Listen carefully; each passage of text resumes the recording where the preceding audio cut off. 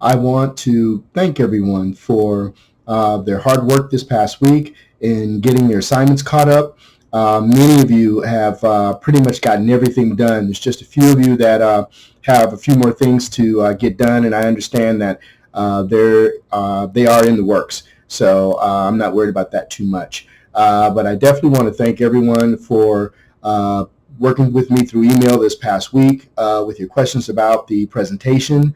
I sent you an email earlier today on Sunday to let you know that I did reach out to the department chair, letting him know that I was a little bit concerned about the 100 words per slide. I thought that was a bit much, especially right now and after all the things that we went through as a class over this past 5 weeks.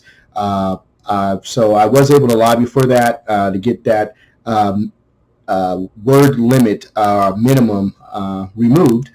So those of you who have saw the email, if you haven't, please look at my email I sent out earlier, letting you know that you do not have that 100 per slide requirement anymore. As long as you can explain in detail exactly what each slide represents, that should be good enough. Okay. Also, I was able to extend the presentation deadline from Sunday to Monday at midnight. So you have until Monday at midnight to go ahead and get the presentation put together, recorded, and sent to me. I have received 3 of them so far. Good job. I even have one individual in the class who has actually taken the final already and did pretty well on it. So I believe you guys are doing tremendously well under the circumstances that we had to go through this last 5 weeks so far. If you guys can remember, because I definitely have, many of you weren't able to get on Moodle. Some of us weren't able to get the assignments at all. Then we got into week 2 and 3, and the Excel problems were off, the pages and the numbers, and it took till week 3 to finally get that worked out. Then in week 4 and 5, we thought we had it together and found out we missed week's 2 assignment. So it was one thing after another. And then on top of that, all of our lives have changed in the way we live and the way we do things. So it was quite a journey. So that's why I really believe that on this case study, part 3, or your presentation, that you guys can really, I don't want you to stress over it. I don't want it to overwhelm you. I did send out some samples from some of my other students from previous classes so that you can kind of get an idea of exactly what would be sufficient for the class. What I want you guys to do really this week is if some of you still have assignments that you need to catch up on, please get them done, get them into me as soon as possible. But most of you, like I stated, have done so. But I want you to spend the rest of this time working on studying for that final. And that's going to be the biggest thing that I'm really going to be pushing this up this week. The readings for this week, the chapter readings are really not very difficult. Actually, it's going to be a good read because it's talking about the role of government in the economy. And we're right in the middle of that, $2.2 trillion in the middle. So I think it'll be a very good read. It is very relevant. You'll be able to get a lot of things out of it that's happening right now that will be revealed to you on why the government is doing some of the things that it is doing, and actually states and federal governments, the responsibilities of each and both at the same time. So I believe it'll be a really good read. What I'd like to do now is I'm going to switch it over into this PowerPoint. I did put together another PowerPoint to really explain everything in this next week. Also, it identifies the information that you really need to pay attention to for the final. Okay, so I really encourage you to definitely go on Moodle, click on it, and as always, I'll send an email just in case. Okay, but let's turn around here. Let's see. There we go. All right. So first thing we're going to do is talk about last week's assignments. 4 and 5 was due on the 25th, which was Wednesday last week. I believe most of you guys got them done. There are a few that still need to get them done. And please respond to your classmates. That needed to be done by Friday. And I did see some responses, but I believe there are more that should happen. And this is also, remember, feedback for your classmates so that they can get some positive feedback from you, another perspective. So it really helps your classmates when you do that. And then case study, part 3, which is the video presentation. As you see, the date is now 3:30. It is now on Monday, tomorrow.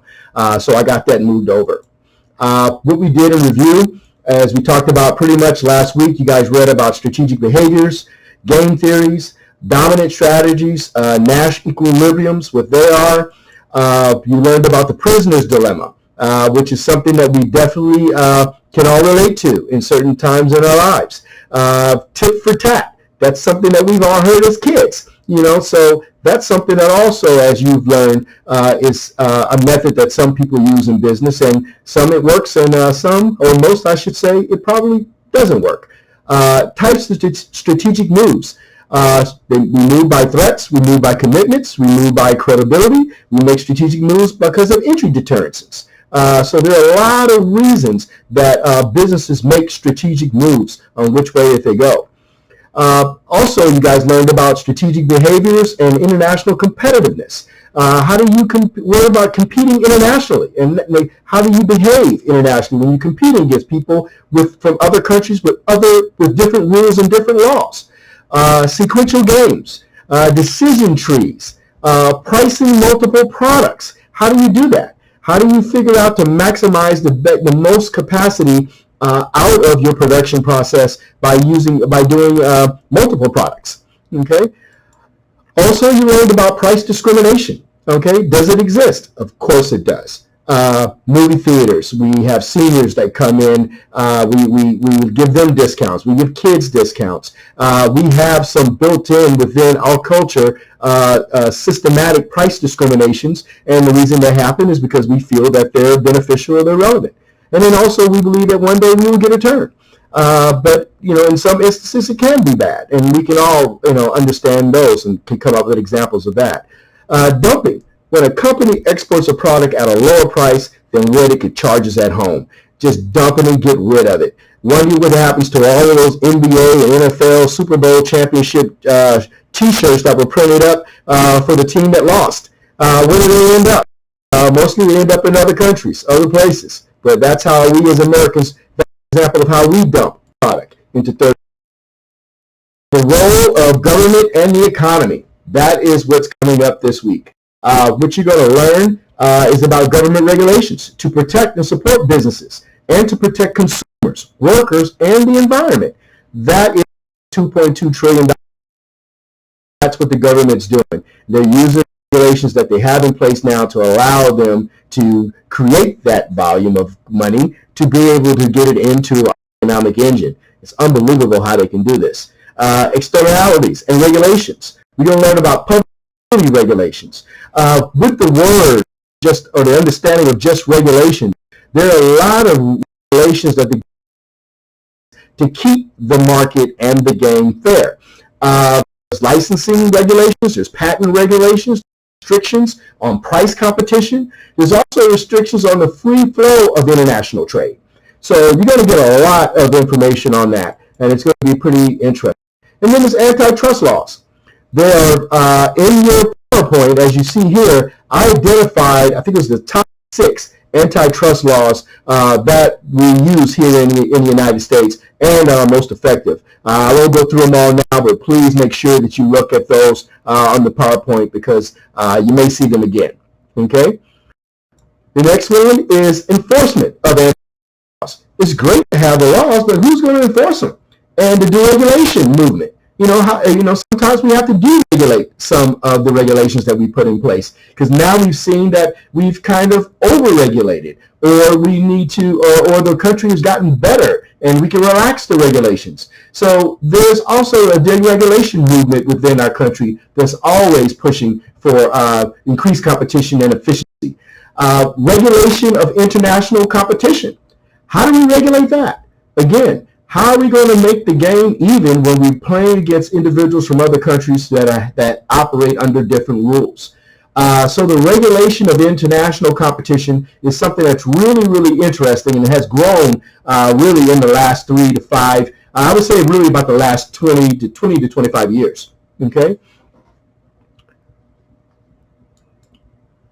Then there's the risk analysis. The risk analysis. What is the risk of making these decisions? And what are the uncertainties? Is there measured risk with probabilities? Are there risk aversion methods that we can take?